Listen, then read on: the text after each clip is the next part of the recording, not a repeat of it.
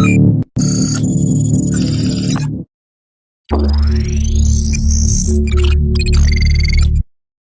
वालेकुम guys, welcome back to hacking with Kan. तो आज हम डिस्कस करने वाले हैं हैकर मैथडोलॉजी को, कि हैकर मैथडोलॉजी होती क्या है। तो क्योंकि हमने कल एक CTF खेला और CTF में फिर कुछ स्टेप्स ऐसे आ गए जो हमें प्रिविलेज एस्केलेशन जैसा स्टेप था, तो मैंने सोचा मैं हैकर मैथडोलॉजी करवा के उसके बाद एक और स्टेगनोग्राफी का कॉन्सेप्ट दे के फिर हम अपने प्रॉपर CTF स्टार्ट करेंगे, क्योंकि स्टेगनोग्राफी का कॉन्सेप्ट भी इम्पोर्टेंट है ज़रा। लेकिन आज हम हैकर मैथडोलॉजी स्टडी करेंगे। अब हैकर मैथडोलॉजी क्या होती है? हैकर मैथडोलॉजी से मुराद हैकर किन स्टेप्स को फॉलो करता हुआ, या एक penetration tester as a ethical hacker किन स्टेप्स को फॉलो करता है जब वो किसी चीज़ को हैक करना चाहता है, तो कौन कौन से स्टेप्स फॉलो करता है।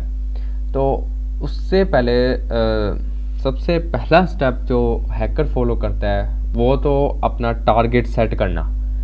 टारगेट सेट करते हैं, हम एक टारगेट सेट करते हैं कि यार टारगेट हमारा वेबसाइट है या ये है, या हम टारगेट सेट कर लेते हैं। उसके बाद हम रिकॉनेसेंस करते हैं। रिकॉनेसेंस से क्या मुराद है? रिकॉनेसेंस से मुराद होती है बेसिकली हमने ना अगले बंदे के सर्वर को छेड़ना ही नहीं है, अगले बंदे के सिस्टम्स को, उसके किसी भी चीज़ को हमने नहीं छेड़ना। यानी कि हमने Nmap जैसे टूल्स का इस्तेमाल ये भी नहीं करना, सीधी सी बात है। हम क्या करते हैं, हम सिंपल रिकॉनेसेंस के अंदर हम गूगल डॉकिंग इस्तेमाल करते हैं इंफॉर्मेशन गैदर करने के लिए, या हम OSINT फ्रेमवर्क यूज़ करते हैं। और OSINT फ्रेमवर्क इम्पोर्टेंट है, हम OSINT फ्रेमवर्क को भी आज ज़रा स्टडी कर लेते हैं। OSINT, आप OSINT टाइप करेंगे ओपन सोर्स इंटेलिजेंस, नीचे जाएंगे osintframework.com के नाम से वेबसाइट आ रही होगी इसकी, इसको ओपन कर लेते हैं।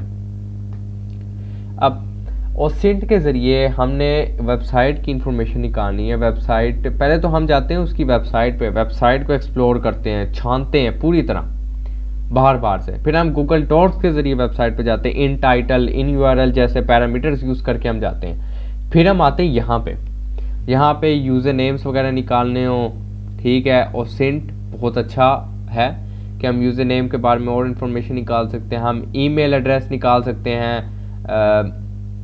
क्या नाम है उसकी, हम काफ़ी सारी चीज़ें देख सकते हैं। यहाँ पे बहुत सारी OSINT की लिहाज से बहुत सारी चीज़ें आई हुई हैं। तो इस फ्रेमवर्क को ज़रा आप लोग स्टडी करें, ये बहुत अच्छा फ्रेमवर्क है OSINT का। इस पर जितना एक्सप्लोर करेंगे उतना ज़्यादा अच्छा रहेगा। अब आगे हम चलते हैं। इसके अलावा ना हम फिर पहले तो कोई वेबसाइट पे जाते हैं, जैसे सर्टिफाइड हैकर है, मैं उस वेबसाइट को ओपन कर लेता हूँ।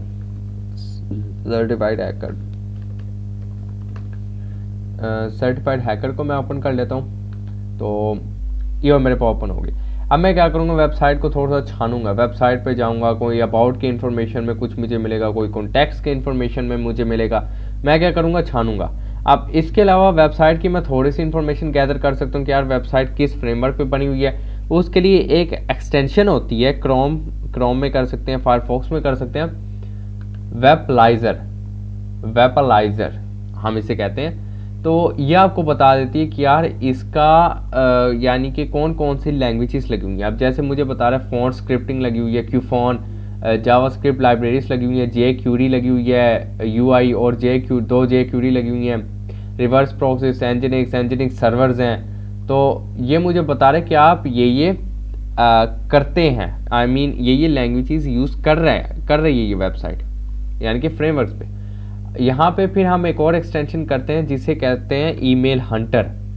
ईमेल हंटर क्या करता है, जितनी भी ईमेल करंट पेज में होती हैं वो ला के आपके सामने रख देता है। अब कोई ऐसी वेबसाइट खोलते जहाँ पे आ रहा होता है तो हम वो कर लेते हैं, वन वेब खोल के चेक करा देता हूँ मैं आपको। ये एक्सटेंशंस हमारे पास होनी चाहिए और ये एक्सटेंशन हमारे काम आती हैं बहुत ज़्यादा। यहाँ पे देख लेता हूँ, शायद ईमेल हंटर को कुछ मिल जाए यहाँ पे। I guess not, I guess कुछ भी नहीं है। चलें, अभी हम आप लोग देख सकते हैं कि अभी हम किसी भी पेज पे नहीं गए, आई मीन टूल पे नहीं गए, सॉरी, किसी भी टूल पे नहीं गए, एंड मैप जैसे टूल्स पे नहीं गए, तो हम वैसे बहुत सारी यहाँ पे करते हैं, लेकिन आप इसको टेस्ट कीजिएगा ईमेल हंटर को। एक्सटेंशन है, क्रोम में भी होगी, मोजिला फायरफॉक्स में भी हो गया हो।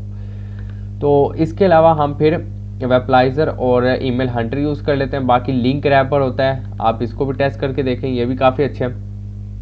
तो अब ये तो हो गया हमारा कि यार हमने बाहर से कर ली। अभी भी हम बाहर ही रहेंगे, यानी कि आई मीन वेबसाइट को अच्छे तरीके से छानेंगे। अब मुझे जानिए यार वेबसाइट की इंफॉर्मेशन की, यार मुझे क्या क्या वो किस उसमें बनी थी, तो मैं हुइस डिटेल निकालूंगा। आपके लिनक्स के अंदर होता है हुइस certifiedhacker.com। हुइस क्या करेगा, हुइस आपको सारी डिटेल दे देगा कि यार वेबसाइट का सर्वर कौन सा है, वेबसाइट ये कब आई थी उसमें। ओके, मेरा थोड़ा सा यहाँ पे नेट का इशू आ गया, अब मैं दोबारा करके देखता हूँ, अब ये लगेगा। हाँ, तो ये कह रहे थे नेटवर्क, हाँ अब ये देखें, ये सर्टिफाइड हैकर की काफ़ी वेबसाइट की जितनी भी इंफॉर्मेशन थी तकरीबन बहुत ज़्यादा उठा के ले आया है। तो हुइस आपके लिए बहुत अच्छा रहता है, लेकिन हम अपने टॉपिक से नहीं हटते। तो अब दूसरी रिकॉनेसेंस इसी टाइप की होती है। आप लोग वेबसाइट एक्सट्रैक्ट करते हो, डाटा एक्सट्रैक्शन करते हो बेसिकली वेबसाइट के, क्या लॉगिन ईमेल हो गई, मुख्तलिफ चीज़ें आप एक्सट्रैक्ट करके छानते हो सारा का सारा डाटा। माल्टीगो आप यूज़ करते हो, लेकिन वो टूल हम बाद में देखेंगे। दूसरा स्टेप होता है इनुमरेशन। इनुमरेशन से मुराद होती है कि यार आप स्कैनिंग करनी है। अब आप पंगे लेते हो सर्वर से। एक दफ़ा आपने सारा कुछ वेबसाइट वगैरह छान ली, अब आप पंगा लेते हो सर्वर से। सर्वर से पंगा क्या लेते हो, एनमैप की स्कैनिंग सबसे फर्स्ट। एनमैप नहीं चल रहा, रस्ट स्कैन भी नहीं चल रहा, यूनिकॉर्न स्कैन। 3 स्कैनर्स आपके पास इतने अच्छे अवेलेबल हैं जो आपको इतना एक्यूरेट रिजल्ट देते हैं। पाइथन को कोई स्कैनर यूज़ कर लें, पाइथन पे बने हुए बहुत सारे टूल्स आपको गिटहब पे मिल जाएंगे, हम ये यूज़ कर लेते हैं। उसके बाद डायरेक्टरीज निकालना, हाँ डायरेक्टरीज हंट करना, ये सारा उसी में का आ जाता है। वल्नरेबिलिटीज निकालना, ये एनुमरेशन वगैरह में आ जाता है। फिर आते हैं गेनिंग एक्सेस या exploit. Third step, gaining access या एक्सप्लॉइट से मुराद है आप वल्नरेबिलिटीज फाइंड करते हैं, वल्नरेबिलिटीज स्कैन चलाते हैं एनमैप के ज़रिए, नेसस के ज़रिए, ओपनवेस के ज़रिए। तो हम इनके ज़रिए वल्नरेबिलिटीज निकालते हैं उसकी। जब हमें पता लग जाता है इसकी वल्नरेबिलिटी है, तो हम एक्सप्लॉइट डीबी या सीवी डिटेल जैसी वेबसाइट्स पे जाके हम उस वर्जन का या उस चीज़ का एक्सप्लॉइट सर्च करने की कोशिश करते हैं। फर्ज करते हैं मुझे पता लग गया कि इस वेबसाइट पे चल रही है अपाचे 2.4, मैं उसका एक्सप्लॉइट पे चले जाता हूँ। यार अब इसमें ये भी तरीका आता है कि यार मैं उसे क्या करना चाहता हूँ, मैं रिमोट शेल लेना चाहता हूँ या मैं उसको कम्प्लीटली तबाह करना चाहता हूँ। ये मेरा एक किस्म का होता है, गोल भी है, मैं शायद रिवर्स शेल लेना चाहता हूँ, मैं शायद उसे तबाह करना चाहता हूँ, ये मेरे ऊपर है मैं क्या चाहता हूँ। तो एक्सप्लॉइट ढूंढूंगा, उस हिसाब से एक्सप्लॉइट मिल गया, अब मैं वल्नरेबिलिटी को एक्सप्लॉइट कर दूंगा। अब अगर तो मेरा है एक्सेस लेने का, मुझे एक्सेस मिल जाती है, गेन एक्सेस हो गया मेरा। गेन एक्सेस वाला काम हम बहुत ज़्यादातर करते हैं मेटास्प्लॉइट फ्रेमवर्क से। मेटास्प्लॉइट फ्रेमवर्क जो है वो आपके पास एक्सप्लॉइटेशन के लिए यूज़ होता है बेसिकली, और जब आप एक्सप्लॉइट करते हो वल्नरेबिलिटीज़ वगैरह तो उसको हैंडल करने के लिए वगैरह, तो बेसिकली लिनक्स के बहुत सारे जो रैट्स होते हैं जैसे फैट रैट है, और बहुत सारी जो चीज़ें हैं ना वो आपकी मेटास्प्लॉइट में कंट्रोल होती हैं एमएसएफ कंसोल में। मेटास्प्लॉइट 3 सॉफ्टवेयर से बना हुआ है, एमएसएफ वेनम, एमएसएफ कंसोल और आर्मिटाज। आर्मिटाज जो है एमएसएफ कंसोल का आप कह सकते हैं कि जीयूआई वर्जन है, और एमएसएफ वेनम पेलोड बनाने के लिए यूज़ होता है, वायरस बनाने के लिए, तो रैट बनाने के लिए बेसिकली हम कहते हैं, और एमएसएफ कंसोल आपको उनको हैंडल करने के लिए यूज़ होता है पेलोड्स को। अब हमने एक्सप्लॉइट ले लिया। हमने कल एक काम किया था, हमने सीटीएफ में प्रिविलेज एस्केलेशन की थी। प्रिविलेज एस्केलेशन मैंने कहा था मैं ज़रा डिटेल में बताऊंगा, और वो आज बताऊंगा मैं। प्रिविलेज एस्केलेशन होती है कि यार हम होते हैं स्टैंडर्ड यूज़र में। अब जैसे मैं यहाँ पे अपने टर्मिनल में टाइप करता हूँ हु एम आई, वो कह रहा है आप कैन साइफर 56 यूज़र हो।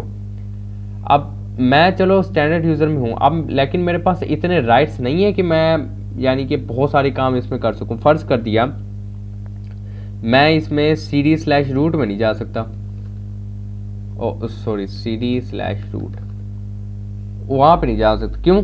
परमिशन नहीं है मेरे पास बहुत कम परमिशंस हैं। तो प्रिविलेज एस्केलेट करना यानी कि अपनी परमिशंस को बढ़ाना, इसको प्रिविलेज एस्केलेशन कहते हैं। अब मैं सिंपल क्या करूँगा, sudo bash, अब मैं सिंपल आ जाऊँगा रूट यूज़र में। अब cd/root भाई कोई मुश्किल नहीं है मेरे लिए, आराम से चला गया मैं रूट के अंदर, मेरे लिए कोई मुश्किल नहीं है, ठीक है। तो रूट के अंदर जाना मेरे लिए कोई मुश्किल नहीं रहा। अब क्या हुआ कि प्रिविलेज एस्केलेट हम करते हैं फिर मुख्तलिफ तरीक़ों से दूसरे सर्वर पर हम प्रिविलेज एस्केलेट करते हैं। हम पहले ये देखते हैं कि यार कौन सी फाइल है जो यूज़र भी वही चला सकता है, रूट भी वही चला सकता है, या हम वल्नरेबिलिटी पैदा करते हैं ऐसी कि हमें प्रिविलेज एस्केलेशन मिल जाए, या हम पासवर्ड्स निकालते हैं, ठीक है। उसके बाद ये तो हो गया फोर्थ स्टेप, प्रिविलेज एस्केलेशन आपका फोर्थ स्टेप होता है। फिफ्थ स्टेप होता है आपका कवरिंग ट्रैक्स। कवरिंग ट्रैक्स क्या मुराद है? अब एक हैकर कभी भी अपने, आप कहते हैं ना जैसे एक आपने काम कर लिया और फिर आप भागे लेकिन आपके पैरों के निशान या कोई चीज़ उन्हें मिल गई, तो वो हैकर ज़्यादा से ज़्यादा अपने ट्रैक्स कवर करने की कोशिश करता है। अपने ट्रैक्स कवर करते हैं कि यार यहाँ से भी रिमूव कर देते डाटा, वहाँ से भी रिमूव कर देते, वहाँ से भी रिमूव कर देते, वहाँ से भी रिमूव कर देता है। तो अपने ट्रैक्स कवर करने की कोशिश कर रहा होता है। तो ब्लैक हैट हैकर की मेथोडोलॉजी में आती है कि वो अपने ट्रैक्स कवर करता है। वरना as a penetration tester privilege escalate करने के बाद आप लोग बनाते हो रिपोर्ट, और ब्लैक हैट हैकर भी रिपोर्ट बनाता है वैसे, लेकिन पेनिट्रेशन टेस्टर रिपोर्ट जनरेट करता है। रिपोर्ट क्या बनाता है? यार ये आपका सिस्टम है, मैंने या ये आपकी वेबसाइट है, ये आपका सर्वर है, मैंने इसको स्कैन किया, इसमें मुझे ये वल्नरेबिलिटीज़ मिली, तो मैंने इनको एक्सप्लॉइट किया और मुझे रिवर्सल या मैंने ये अटैक चलाया और ये अटैक हो गया। तो काइंडली ये मिस्टेक इस वजह से हो सकती है, तो आप लोग इस मिस्टेक को रिमूव कर दें और अपनी वेबसाइट को सिक्योर कर दें। उसकी रिपोर्ट में सिर्फ यही चीज़ होती है। ये वाईफाई का पासवर्ड क्यों आ गया? पेनिट्रेशन टेस्टर अपनी रिपोर्ट में यही चीज़ लिखता है कि यार ये आपकी वेबसाइट है, मशीन है, ये मैंने चेक किया, इसमें ये वल्नरेबिलिटी से मैंने एक्सप्लॉइट किया, ये काम हो गया, अब मैं ये रिपोर्ट बना रहा हूँ आप लोगों को आगाह करने के लिए। क्या ये गलती हो सकती है, कॉन्फ़िगरेशन में हो सकती है, वेबसाइट है तो वेब डेवलपर से कोई गलती हो सकती है, तो आप लोग इसको काइंडली ठीक कर दें और अपनी कंपनी को सिक्योर कर दें। क्योंकि जो पेनिट्रेशन टेस्टर होता है वो वैसे भी अपनी कंपनी के लिए काम कर रहा होता है। तो ये थे आपके हैकर मेथोडोलॉजी के स्टेप।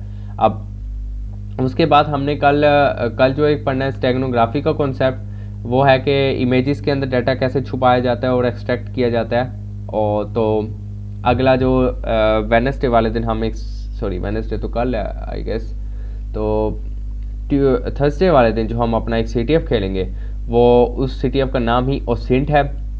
तो उसमें टोटल रिसर्च है। आप लोग देखेंगे कि CTF में सिर्फ मशीन्स ही नहीं होती, CTF में बहुत ज़्यादा रिसर्च भी होती है। तो कल हम ओसेंट रूम प्ले करेंगे। तो रूम बहुत एक्साइटिंग रूम है और काफ़ी अच्छा रूम है और मेरा one of my favourite rooms. तो हम कल ओसेंट कंप्लीट करेंगे और उसमें टोटल आपकी रिसर्च है, टोटल। वो कंप्लीट करने के बाद फिर हम ज़रा हैशिस का एक रूम खेलेंगे, शायद हैशिस को कवर करेंगे। तो उसके बाद फिर हम थोड़े से और CTFs खेलते रहेंगे बीच बीच में। तो अगर कोई नया कोई टॉपिक आता है तो फिर हम उसको भी कवर कर लेंगे साथ साथ और आगे मूव ऑन करते रहेंगे। तो आज के लिए इतना ही। अगर कोई सवाल वगैरह हो तो आप लोग कमेंट करके पूछ सकते हैं। तो अल्लाह हाफिज़ गाइस।